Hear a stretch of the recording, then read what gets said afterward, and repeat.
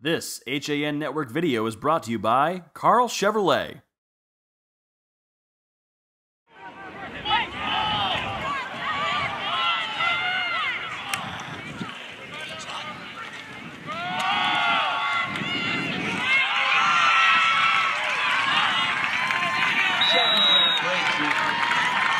Touchdown from the 35-yard line. You know, you cannot reach milestones like this without, number one, great athletes. Touchdown,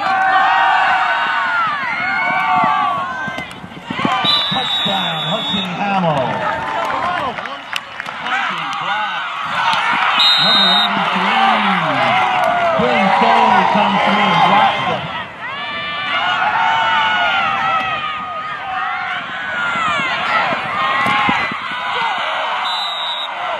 Touchdown, Darien. And I've been blessed my entire career with absolutely incredible athletes. Here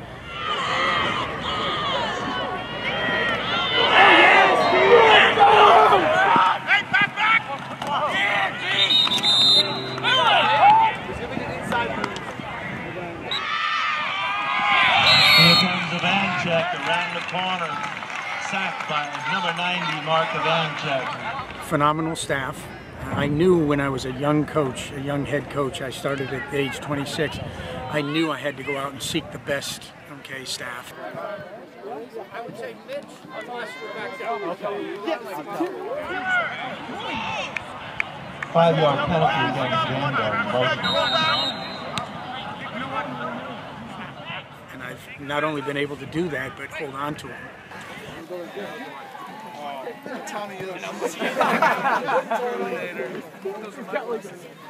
And third is, a family that understands what your passion is and why you're not home for 4 months. Congratulations, Robbie, on your 200th win. We all knew you could do it. I'm very, very proud of you. And I know that Pop is very proud of you. Oh, yes. Oh, yeah. Hey, Rob, congratulations on your 200th win. I know how hard you've worked for this. I know how much it means to you. And I know how passionate you are about football. Love you. It's rough, I know, on the family, especially when the boys were young. Now it's different because they play for me, but, and it's rough on Marge, but her being a coach, she gets it.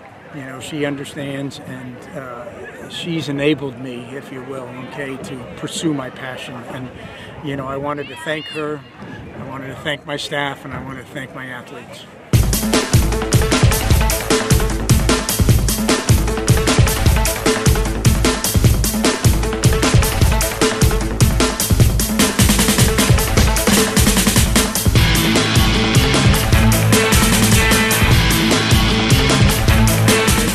Got out of the gates, and you guys did a great job. All right, so very good. Let's break it down in here. All right, hey, 200. Yeah.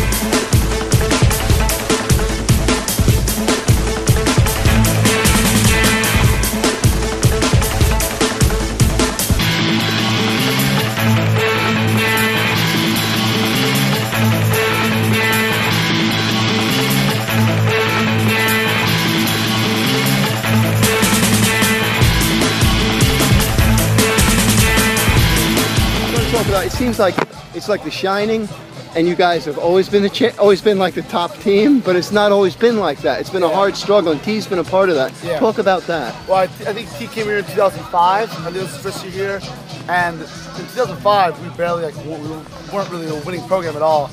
And coming from like that, like going 0-8 to like now we're contenders for FCAC and state champions. Like T's done wonders for the program, and like no one works harder than that guy. Like every day he watches film like for hours and hours, more than any of our players do. And like honestly, we just rely on him, just figuring out everything, because he's working in and out. And even it's like Danbury, who we won very easily, but he took them so seriously, and he doesn't overlook anyone, and he's going hard every week.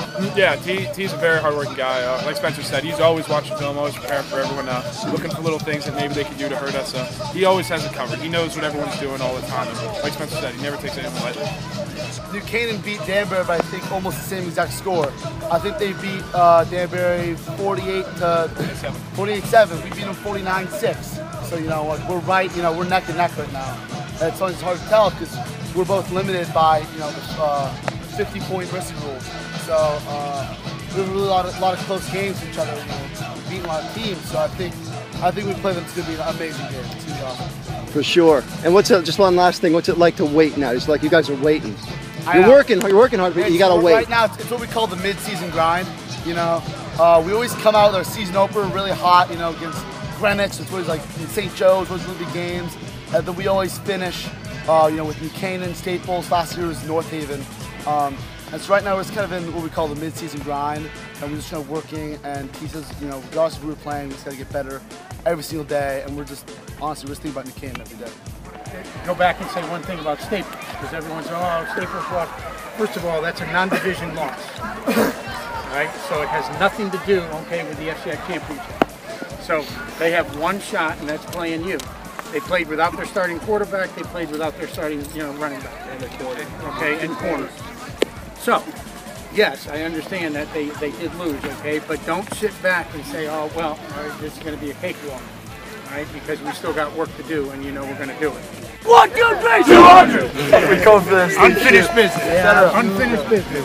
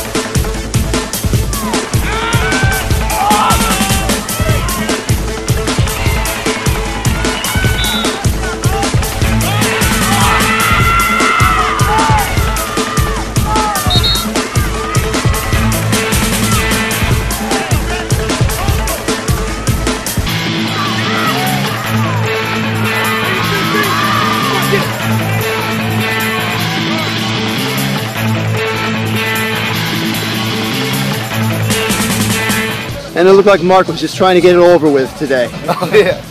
Definitely. I wanted to do it at home, but we're gonna put you back another week.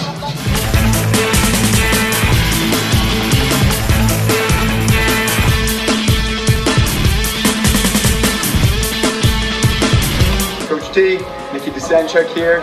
Congratulations on 200. Hey Coach, this is Mike Walber, class of 2009 captain. Just want to wish you congratulations on your 200th win. What an outstanding accomplishment.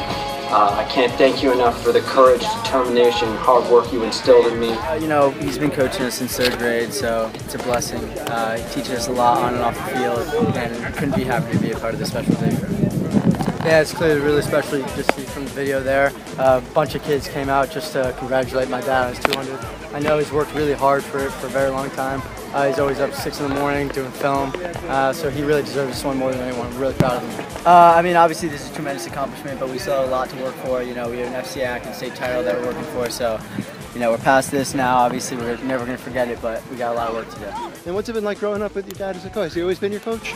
Yeah, even at home, he's been our coach, but he's taught us a lot of life lessons, so I couldn't be more thankful. What did you get most out of him there, Bobby? It's been really special. It's always nice having him there to help us whenever we need at home. He's been the biggest inspiration to us, and he's gotten us here today. The big moment when you guys beat NC on that cold night. Talk about that. That's like the ultimate dad and twin sons moment. You know? I mean, that was almost too good to be true. The ending of that game, I'll never forget it. And I could just see on my dad's face after it that he wanted nothing more, and he was so happy. We talked all week about that play coming up on defense, and seeing it right in front of us was crazy. You know, make a play, and then my brother picked it, saw my dad on the sideline, and that was it. That was the end. And now this year, there could be some bigger stuff coming. Yeah, I mean, definitely want a 4th Peak Turkey Bowl, but still going for a state championship, so we got to put our work in. Okay, pull Mark in. How about this guy? I talked to him a little bit the other week with Christian, but the 3 of you guys, even though Mark's on the sidelines, you all, and the dad too. Want me in there? Yeah, the whole unit here.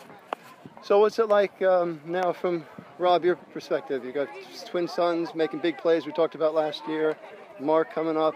It's ultimate family football experience, really, coaching and playing. Well, and you know, I said it in the newspaper yesterday that I'm so blessed. You know, number one, to be able to coach the sport, you know, at this level. And number two, how many people get to coach their own sons, you know, and we've been doing it since 3rd grade. And we've been talking about this year for, you know, so many years. So to have it to come to fruition and happen to be the year in which, you know, that number 200 came along is a blessing. And then you talked about unfinished business. Everybody knows what it is. And this kind of mixes right in. This is kind of maybe like a first stage rocket for the unfinished business. Right. Talk about that a little. Well, I mean, everybody knows, okay, you know, that the last 2 years we were 12-2, 12-1, and stubbed our toe on the last day of the year. So it goes without saying what the unfinished business is. So, you know, even Jim Mulhern, our good friend, you know, who passed away, his saying for us was, "You ain't seen nothing yet." And I said, "Well, Jim," I said, "that only leaves one thing." I said, "We're 12-1 FCAC champs." So he goes, "That you ain't seen nothing yet."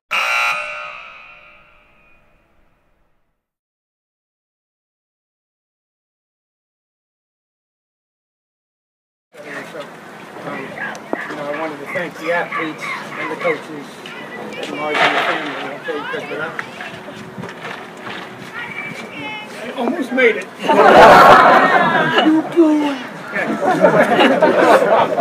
Almost made it. They would have been pissed if I made it.